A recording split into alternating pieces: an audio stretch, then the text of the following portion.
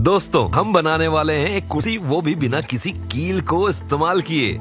हमने शुरुआत की इस लकड़ी के तख्ते के एक हिस्से को छीलकर। इसके बाद हमने लिया लकड़ी का एक टुकड़ा और उसे इस तरह एक कोण पर काटा। अब हमने इसके नुकीले किनारों को गोल किया। चलिए यहाँ जरा इस कैविटी में गोंद लगाते हैं। हमने ड्रिल करके 4 छेद बनाए और उनमें हथौड़े से लकड़ी के डाट लगा दिए। देखिए अब हमने कैसे इस पैनल पर ड्रिल से छेद बनाए और लकड़ी का एक दूसरा टुकड़ा डाट के जरिए जोड़ दिया। कुछ और डाट यहाँ जोड़ देते हैं, बस अपनी तसल्ली के लिए। हमने कुछ लकड़ी के डाट यहाँ भी जोड़ दिए।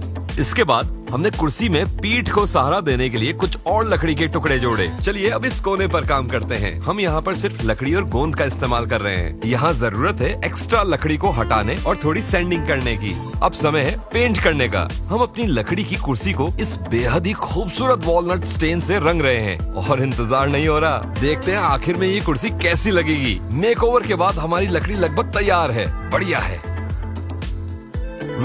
ये एक फैब्रिक का एक विशाल टुकड़ा है। हमें अपनी कुर्सी का गद्दा बनाने के लिए इस खूबसूरत फैब्रिक को सही से नापना और काटना पड़ेगा। अपनी कुर्सी के मुताबिक हमें इसे एक एक कर काटना है।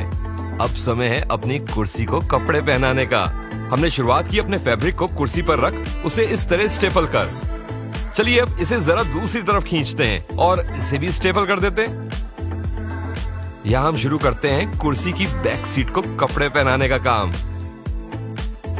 चलिए यहाँ इस कोने पर फैब्रिक को जोड़ देते हैं और एक्स्ट्रा फैब्रिक को काट देते हैं।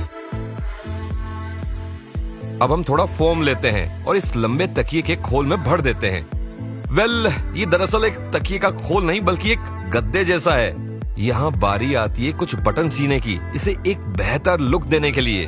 बढ़िया लग रहा है। इसके बाद हमने बचे हुए धागों को लिया और उन्हें लकड़ी के बीच की जगह से निकालकर गद्दे को उसकी जगह पर बिठा दिया। दोस्तों, अब समय है एक जबरदस्त ट्विस्ट का।